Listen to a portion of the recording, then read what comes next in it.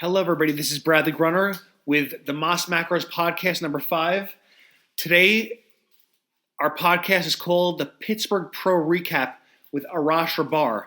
Arash recently won the Classic Physique Division show at the Pittsburgh Pro last week. So, how are you feeling, Arash? I'm feeling great, man. Did the Pittsburgh Pro. It was a great show, great turnout. It was a 2-day show. And immediately got back on the grind the morning after because we have the New York Pro in a week, literally in a week from today, May 21st in Teaneck, New Jersey. So I'm excited for that. All right, great. So would you mind giving a background of how this whole transition came about? I mean, this is a relatively new division, and you started off with physique, actually. You turned pro as a physique competitor, and you are now in Classic Physique. You want to maybe let the fans know how this transition took place, what sparked your interest in it? Sure. I competed in 2014. First show I ever did was the Atlantic States. I did men's physique. I won overall. I went on to do Team U. Followed that up with North American Championships where I turned pro. Physique was great. It's where I fit in at the time. I've always been a bodybuilder at heart. And this new division was a dream come true for me. When I heard the division came about, I felt like I was prepping for this division for 20 years unknowingly. It's definitely sparked my interest. There was no doubt in my mind that I would cross over into it, and here we are. Yeah, Arash, let me pop in here for a second, Stu. Like you said, you're a bodybuilder at heart. You go into men's physique. Obviously your physique, your musculature, your aesthetics were very, very well suited for that. And now we're seeing the new division, the classic physique, classic bodybuilding, call it what you will. A lot of people. I mean, I've been obviously I have a little vested interest in you doing well. You're a good friend of mine. I've been popping on the forums, reading what everyone reads about you. What are you thinking? I mean, obviously, I read this and I'm thinking, yeah, this is the guy. This is, I was saying earlier that I was describing the new division to someone as imagine the aesthetics of the 70s and the 80s with the conditioning of the 90s. And, how does something like that, sit with you when you hear people saying that? It's absolutely flattering. I never thought that people would be buzzing and talking about me like that. I'm flattered and coming from someone like you, a pro bodybuilder, a judge, a coach, and a lot of the guys in the industry, a lot of friends, a lot of people that have been reaching out on social media and complimenting me. It's an amazing feeling. I've worked very hard for it, but I don't let it take my focus away. I'm still hungry. I'm still grinding hard. I still think I can improve a lot and be a lot better. I like that people see how far I've come. I like they see how hard I work, and I'd like them to like and respect me for that as much as they do for my physique, because I truly believe in sharing the knowledge, sharing my experience. I've been bodybuilding for 20 years, although I didn't compete until 2014. I have a lot that I've learned and still a lot more to learn, but I have a lot of knowledge in the sport. It's a great feeling to be able to inspire others, and what the people that tell me that they're a fan of mine and that I inspire them, what they don't realize is that they inspire me and I'm their fan as well. I'm no different than the fans that come watch the show that we do. I'm a fan of bodybuilding. I was once in those seats and I still sit in those seats. And I have a lot of respect for the fans and I have a lot of respect for all the athletes, and I'm blessed to be able to be on that stage. All right, now I got a question actually, because now that Stu, you brought up with the issue of the conditioning of the 90s with the aesthetic of the past, right? Now, some fans actually talk like this. I mean, you're the guy to go to because you're the one in the shows experiencing this sport at a high level. I mean, Stu, you're familiar with the forums, right? You remember, how some people say, well, and you competed in the past, actually. You were at WNBF Pro, pretty successful yourself, right? Sure.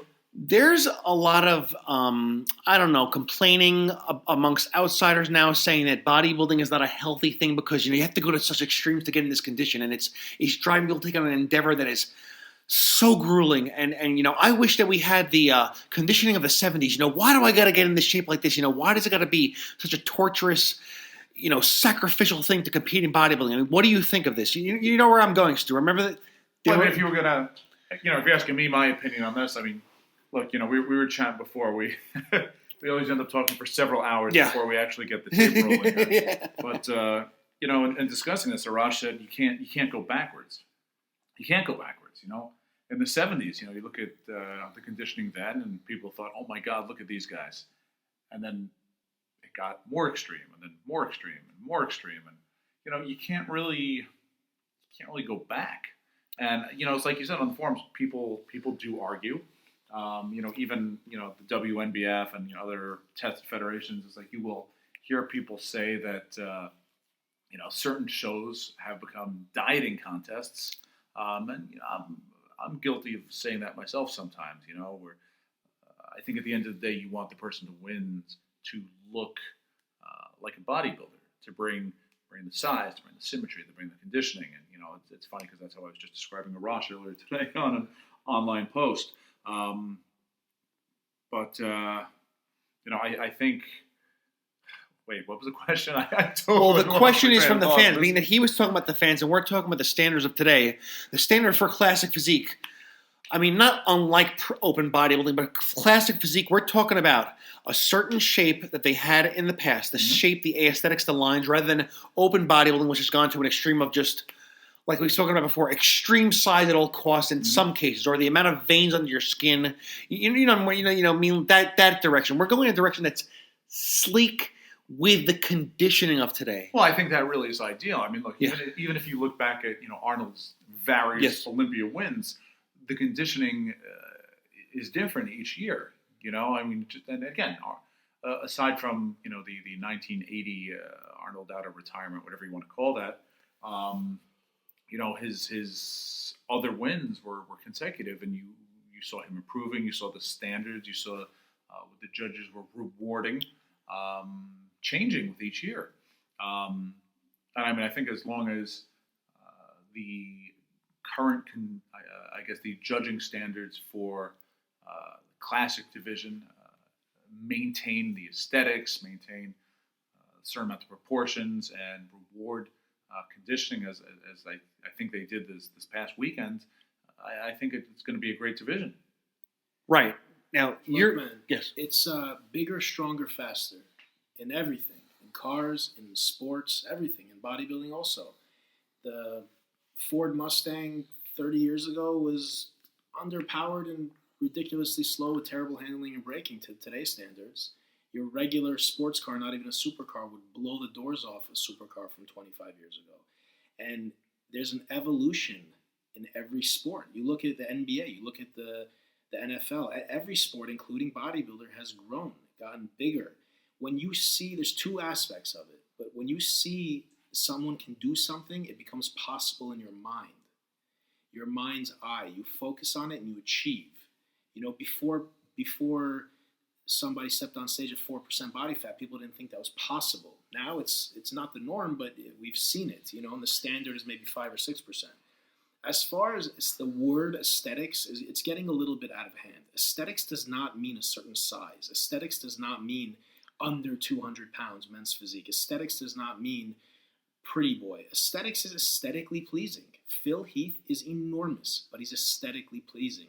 Dexter Jackson, Cedric McMillan, Sean Roden, they're aesthetically pleasing. But you don't hear a lot of people calling that aesthetics these days. They call men's physique guys or classic physique or the guys of the olden days. So that's one thing. Aesthetics is not referred. It's about symmetry. It's about balance and development of the body, which is aesthetically pleasing to the human eye, which can be opinionated. Some people like this look. Some people like that look. Now, that being said, moving on to the conditioning question, look, the standard in the 70s was different. Arnold by no means, before I say this, he's one of my favorite bodybuilders. By no means was he conditioned to today's standards, not even to the 90s standards or 80s standards. He's smooth considered to today's standards. Guys were not as lean as they are today. So that being said, if you step on a classic physique stage and you have two guys side by side, identical in mass, identical in symmetry, identical in aesthetics, one is 7% and one is 5%, the guy that's 5% is going to win. You cannot go backwards. This is 2016. You cannot go backwards to the standard. All of a sudden, we can't reward a smooth look. It would be too difficult. It would be too complicated. At the end of the day, you know, you hear a lot of guys talking about, oh, the graininess, the dryness. It's, you know, I can't see them rewarding someone smoother if all things equal. You know, I mean, if that's easier to obtain. I mean, it could be better, it could be healthier, it could be easier. You could be 3 weeks out and win a show, but I just don't see it happening. You know, 2016, how far bodybuilding has come. What classic physique represents is not about the not being grainy, not being conditioned, and being smooth. It's about a beautiful flow, a beautiful look, you know, a nice posing routine, and not being too big in the waist, being proportionate, being symmetrical, having nice streamlined figure. That's what it's about. I think people are misinterpreting this division and kind of throwing the word aesthetics around in the wrong subtext. Nice. Arash, let me pop in here because, you know, my opinion, I think you were very, very good as a men's physique competitor. And to be honest, you know, I always said that there were really two types of men's physique competitors. You know, those that probably could have been bodybuilders and those that were, you know, just always destined to be men's physique competitors. And I'm trying to phrase this nicely because I don't want to insult anyone. Obviously, you bring a different package coming into the new division. I always thought as a men's physique competitor, you were a pretty effing big guy. You know, underneath those board shorts was a guy who actually trained legs damn hard every week. How'd you approach this differently? You know, it's a very popular question I've been getting asked a lot. The biggest difference, I guess I'd say, is I'm working with a coach, Chris Aceto, and he's been great. That being said, there's no magic. There wasn't any secret, crazy concoction that Chris had me drink at 3 a.m. every night. You know, it was just really keeping a close eye, knowing what my body was doing, when it was doing it, pointing me in the right direction, and me going 1,000% and having faith in him and believing in going in that direction. I've always trained very hard. I've always trained very intense. I've always trained very heavy. I didn't train very different between men's physique and now classic physique. It's an evolution for me. I've been bodybuilding since I was 13, 14, throwing weights around and like religiously 15, 16 years old. And every year I'm getting rounder and harder and bigger. And men's physique, I trained very, very similar to this. I'm eating a little bit more now and I'm heavier, but it's very, very similar training. You know, a lot of people don't realize that bodybuilders are experts in changes in body composition. And even a regular person that just wants to have a toned body or lose weight, even if they don't want to look like a big mass monster, they have to train like that. The training that you see a lot of days in the magazines of functional training is really cool, and it is very functional, but it doesn't necessarily make you look the way you want, you know? Right, exactly. And that leads up to the whole notion of, like we're talking about today, actually, you know what's it's actually best is that to actually talk to the people who've done it. I mean, I got two pros here. One is going into the third most important IFBB Pro show in the country, the New York Pro next week. How about I pick both of your brains? What do you both think of this new trend saying that bodybuilders should train like a power lifter in the beginning and then eventually morph into a bodybuilder after they pay their dues and made their bones as a quasi-power lifter? I mean, I feel compelled to ask you this, even though we're focusing on the Pittsburgh Pro recap here. I think it's best to ask two pros what their opinion is actually, right? Well, I never did any powerlifting. After about 10 years of bodybuilding, I incorporated some Max OT style training, some Dorian Yates style training, where my volume and rep range went really low and the weight came up really high. So it's definitely taking a note out of the powerlifting book, but I never did strictly powerlifting. I think you should definitely do some powerlifting movements and some lower volume, lower rep, heavier weight stuff a few months throughout the year to build strength so you can apply the strength to hypertrophy, to 8 to 12. People will ask me, what's better, heavyweight, low reps, or low weight, higher reps. Well, neither. It's heavyweight, high reps is where the magic happens for hypertrophy training, for larger muscle bellies, bigger glycogen stores in the muscle, and just bigger, fuller, rounder muscles. But, you need to build some strength to be able to apply a heavy weight to a higher rep. So that being said, I think it's good to have a strength training regime, which it's more about the volume, rep range, and weight than it is about the actual exercises, in my opinion.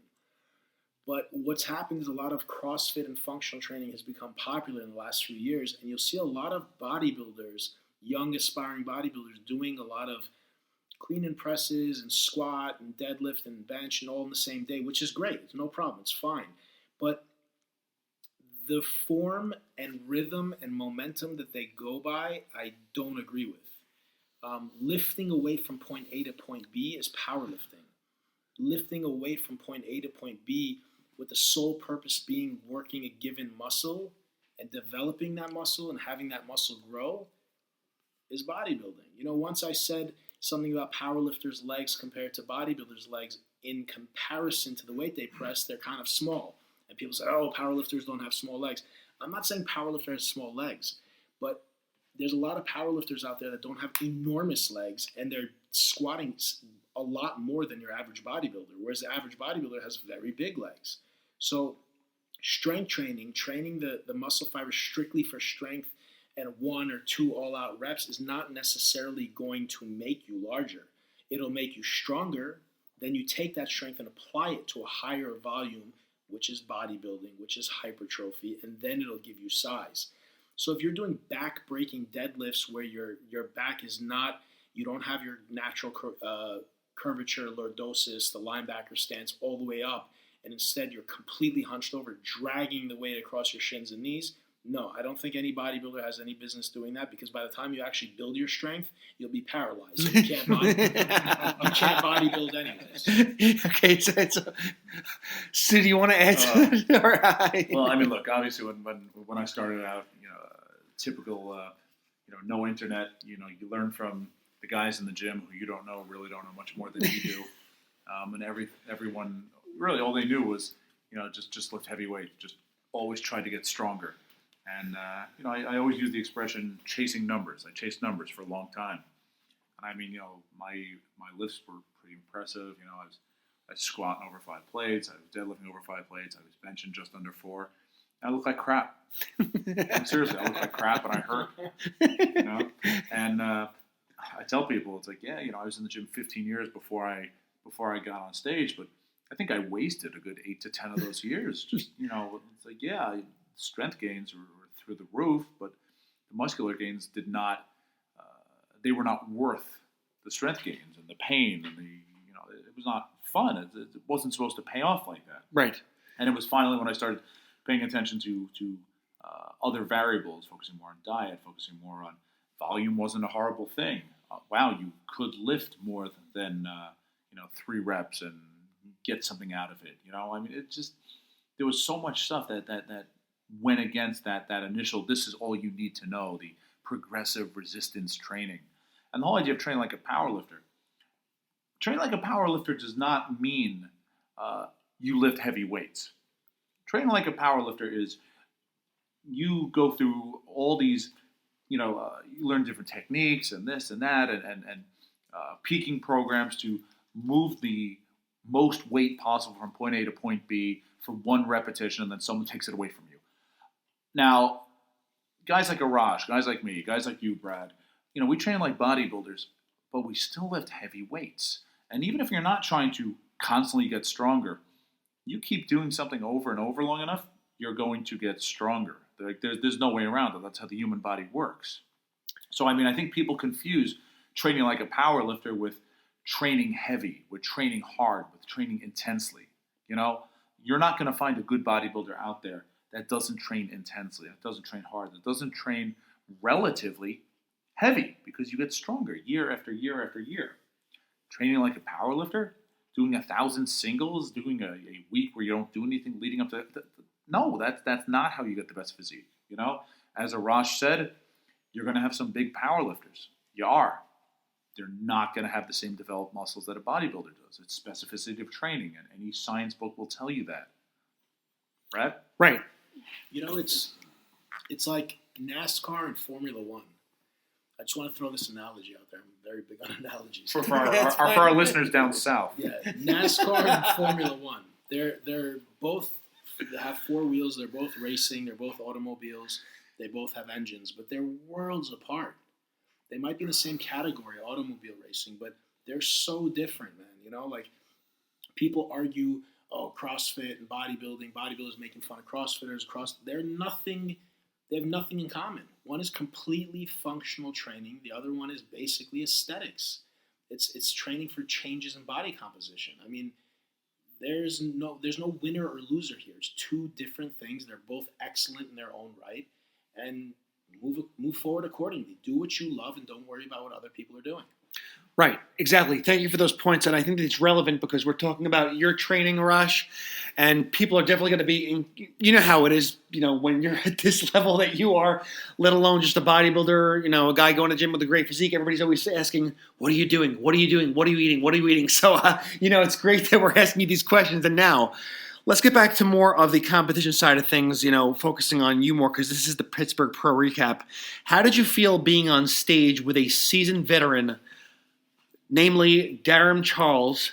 I mean, that must be a pretty nice feeling. Like, let's say you won or you didn't. I mean, just to be, you know, your age, I mean, you're not a kid, but then again, you're going up against a seasoned veteran who was a IFBB open, you know, bodybuilder. You know, how does that feel, and what do you think about the competition? I mean, there were some other, you know, great-looking guys on the stage with you. What are your thoughts? It was a great feeling. It was an honor to share the stage with Dareem and all the other competitors. Everybody worked their asses off to be there. We were all professionals. Everybody looked great. All the guys did a great job. So it was a pleasure to be on stage, share the stage with all of them. I was happy. You know, I ran back to the hotel after prejudging to see the pictures because you see everybody backstage, you see yourself, but you don't really get a good look like the judges and the audience do. And when I went on NPC News Online and I looked at the comparisons, I just smiled because I was very happy. I was happy with the way it turned out. I have a lot of friends, a lot of coaches, a lot of pros, a lot of bodybuilders around me, you know, always, you know, looking out for me, giving me pointers, tips. And one of the few of my older friends were mentioning was like, you got to get your posing down. You got to get your posing down. He's a veteran bodybuilder. You got to, you know, they were worried about me posing versus him. And I got to say, I believe I held my own. I was very, very happy with my posing. I showed my physique in the right light. I held my poses. I think when I look back on the pictures, I was very content with them. So, yeah, I mean, I was proud of myself that I did well. I feel like I still haven't really let the win sink in because I was just right back into New York Pro mode the next morning and didn't really focus on anything else but that, you know. It was flattering, all the messages and the stuff on social media. But again, you know, I like to say don't take anything personally. And I don't mean that just by negative comments, but also positive comments. Don't let it get to your head. Everything people say to you, good or bad, is a reflection or a projection from themselves. You know, you get complimented on social media. I mean, the guy that lost gets complimented by his fans too. The second place guy gets complimented by his fans too. You got to have a goal in mind. You got to have a vision in mind. You got to have an ideal look and physique that you want in mind. And you got to push and push and push till you get there. And don't let anything get in your way or deter you, not people's negativity or their positivity. Arash, I just got to say, I think that's hysterical because, I mean, look, I appreciated like the little updates throughout the day. You know, me and Brad couldn't be there in Pittsburgh. And I mean, look, I've been there myself. You know, for anyone who's listening has never competed, you know, you come off stage and people, you know, your friends, your brothers are asking you like, "Yo, did you see that guy over?" No, you're looking straight ahead. You got the lights in your eyes. You know, maybe you glance down at the judges. You have no clue what anyone else looks like until you get off the stage and, you know, people start, you know, with the photos and this and that. You know, you're always kind of hesitant, I think, to believe any of it. You know, and I mean, I know me and Brad were checking out the forums for you all day, you know, letting you know anything that we could. But like, what was going through your head going into the night show, man?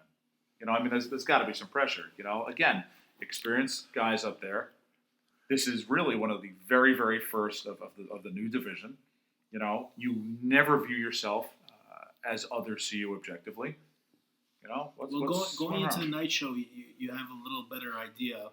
Although the night show was really on Saturday, so the pre-judging is Friday at 5. The night show was Saturday at 5. It's a 2-day show, kind of like the Olympia. It's different than most shows. New York Pro is pre-judging in the morning, night show at night. That's conventionally what most shows are.